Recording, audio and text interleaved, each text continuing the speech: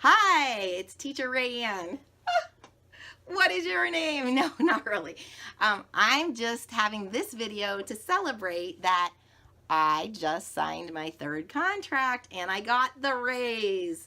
I like that they have written out what you have to accomplish in order to get the raise.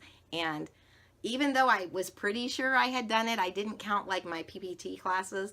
I was just so happy whenever I clicked on the thing to see if I got my contract, and there it was, and I scrolled down and there was the raise.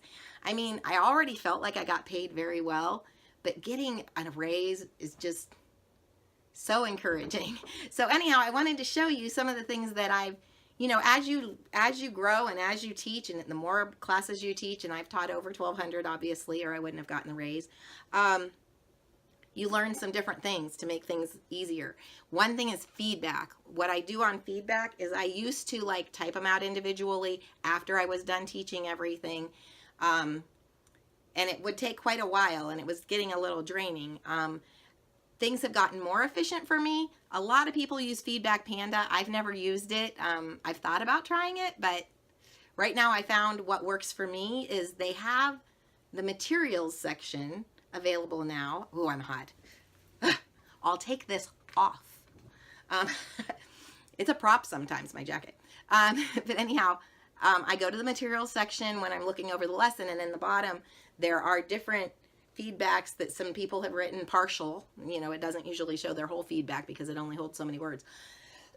And I'll scroll through those and I'll find one that has the meat in it, the closest to the way that I would write it, and I copy it, I paste it in my feedback, and then I alter it. I add their name, I add their greeting, I add if there's specific things in each of those little meaty sections that we did that was special, comments, suggestions, I add those in it, and then I put my brackets in so that the parts in the brackets won't translate, and then I upload it, and then I hit edit, I copy the meat part of mine, and then I paste it in the materials and I save it. I don't usually save and share because I'm a little bit shy about that. You'd never believe that, would you? I don't seem shy, do I? Oh, but I'm very sensitive. Okay, so occasionally I share it if I think that it's generic enough and I think that it would be helpful to others. But usually I just save it for myself, and then the next time I teach that same lesson, I'm looking at the materials, I go, I already did it. And it makes it easier because whenever I'm altering my own input, I don't have to change as much. But that's what I'm doing, and that's saving me a lot of time. I've gone from like 10 to 15 minutes writing one kid's feedback to like 3 to 5 minutes writing their feedback. And my goal this year is to get even faster. And I think I will, just because I'll have more of those that are finished. Some other things that have changed that have made my life more streamlined. I was getting too tired always using my Find a Star because this takes work to get ready, even though I've gotten even more efficient about it. I have all these envelopes with each of the levels and lessons, each unit in the levels. I have an envelope for them, but some of those are changing, and so I have to change those. But anyhow, when I have time, I make these still for the students because I think they're the best, because they reinforce the lesson, and then after we get all of these removed, I just keep saving them in a stack, and if we have time at the end, I hold these and I go over the words with the students. City, see if they know them, see if they can read them, and if they can't, I read them to them, and it helps reinforce their lesson. I am surrounded in my classroom, and I'm going to share some pictures of that. Doot, doot.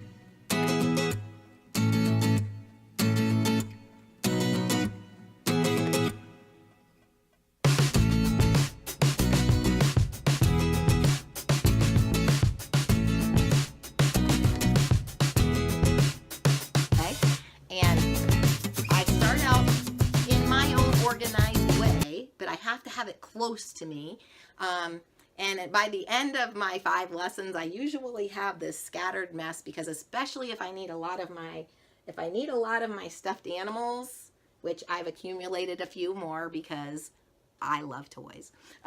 Let's just face it. Oh, and this was a good one that I got. I've used this a lot because a couple of the lessons, levels, units have like the song even where, you know, the girl gets the doll, the boy gets the ball.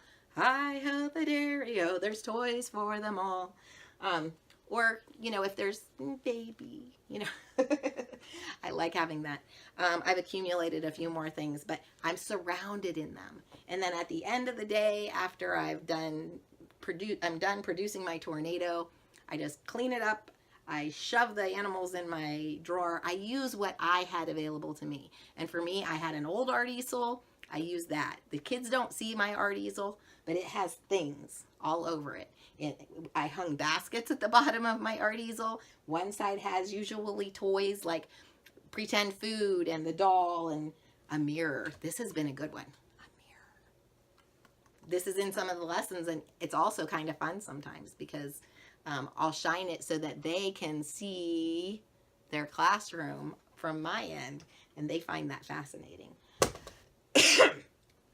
Another thing that I have done is because this takes me long, I have accumulated in my mind through hearing from other teachers, seeing suggestions, watching videos, and finding one myself, some quickie ones. So for older students, I often use, oh, that's not it. I use Hangman, where I'll put the lines for a word, and it's usually a word from their vocabulary, unless they're too smart.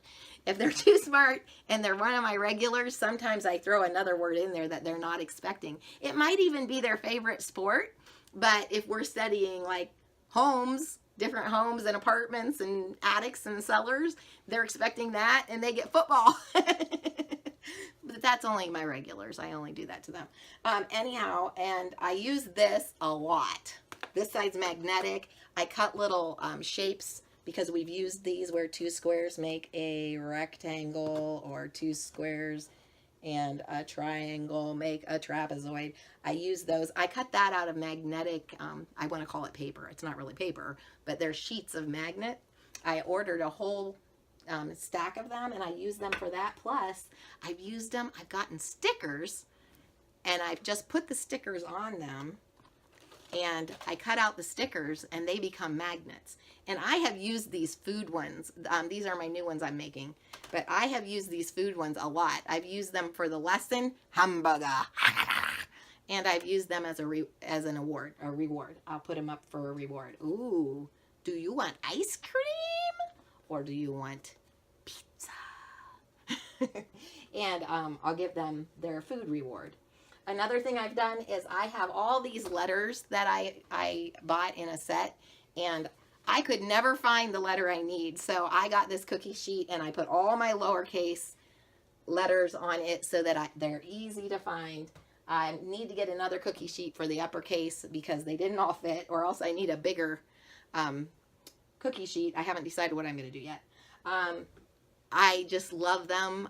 Now I can pull out the letters, and if I want, I could do the child's name. Maybe if it's a trial, I might write their name, and then I might put some numbers up so that I can just say, you know, how old are you?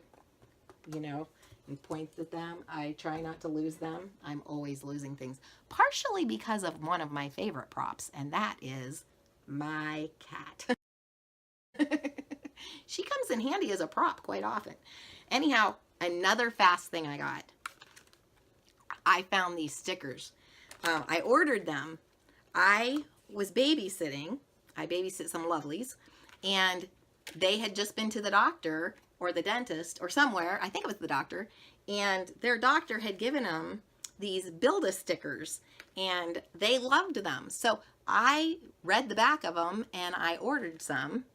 And you can build a thing. And I have build a butterfly, build a flower, build a farm scene, build a truck, build a snowman, build a butterfly, build a dancer. I think that's all of them. I love them because I can say, you know, I usually give them 2 choices unless the lesson is on that specific thing. And I'm like, you know, here's your butterfly, and this is what they earn to decorate it with. And I'll say face or flower? Face or flower? And they pick, and we put it in order. We put it together. And then after they're done building their prize, I give them a paper and we put it on. And this child happens to be extremely smart. And so we even wrote monster truck. Even though he's a little guy, we wrote that. Okay. And then the next time we do one of these, I'll put it on here. And another thing that I do with the kids is if I've had them more than 10 times, I usually have a star for them, unless they just started over Christmas, because during Christmas I was doing these bulbs on a tree. But every time we finish a lesson and they get their 5 stars, they get to pick a star to put on their superstar. And so what I'll do is I'll probably, if they get it full, I'm going to attempt to mail this to them. Their full sheet, front and back, and their superstar or whatever else they may have, and write them a little letter about how much I love them, because I do. I love them. I have, of course, I have like 4 or 5 that are super, super, super special to me, but I also have a lot of them that are special to me, and I just love it. I love it. I hardly ever meet one that I have trouble with. Occasionally, though, you know, there's one in every crowd, and plus everybody has a bad day once in a while. But here's one we made, the snowman. We had a lot of fun doing that. So that's a fun go-to quick thing. Another one that I learned is draw a face. That's one I recently did, where you can ask them if the character should have a oval face or a round face, if they should have short hair or long hair, and draw the face through the class, and at the end you show it to them, the big reveal, and they usually get a real big kick out of that. I saw that somewhere suggested. So that's another go-to fast thing. So I have refined my feedback and my rewards, and another thing I do that's gotten better is in the teacher notes, you know, you write their notes, and then this is for the other teacher. I never copy and paste. I don't think that's really that great. But what I do is I'll write, if it's a super regular that never uses anybody else, I hardly ever write anything enlightening unless it's something I need to remember. But if it's somebody who goes back and forth, I definitely put, you know, if they had a problem pronouncing something, if they're new, I might put very attentive, I might put advance, I might put prepare to extend, I might be exciting if they need you to be exciting. And that has helped me a lot of times whenever a teacher has that suggestion. But I also put a little note after where I'll put what I did. Build a sticker, build a butterfly, build a snowman, build a whatever. Then I know that they have a sheet, and I know what I did the last time. I don't want to build a sticker 10 times in a row with the same child. So if I haven't done Find a Star in the last 2 or 3 lessons, I definitely do Find a Star. And if it's a new student, I usually do Find a Star unless they're very young. And if they're very young, I do Potato Head, or my new one. I got this too. Look at this. I think there's a bear one, and I really want to get the bear one too. But this is kind of like Potato Head, only I just have them choose the head, because whenever I was trying to let them choose the parts of the dress, it took too long. So, and it was too hard to explain. Now, if I had an older student that is very, very, very able to carry on a conversation, I might let them pick. But I know which dress is supposed to go with which head, and I just like give them another piece as we go. But I let them pick whether they have the one with the black hair, the brown hair, the red hair, or I think the other one has black hair too, but it's black and brown. This one's black and purple. So I let them pick, and I build that. So those are some nice quick things to cut down in the planning time. I was getting a little bit over tired, not because I didn't enjoy myself, not because I didn't love everything I was doing, but just because I was putting so much time into it. So I have trimmed back on my pre-planning time, unless it's a brand new lesson I've never seen, a brand new child I've never seen. I don't put very much time into the planning anymore, because I've done the lessons enough that I'm confident, and plus I have all my stuff around me where I can reach it. If I can't reach it, the few things I can't reach, I might jump up and get it. And usually they like that, because they're like, what is that crazy lady doing? It keeps their attention.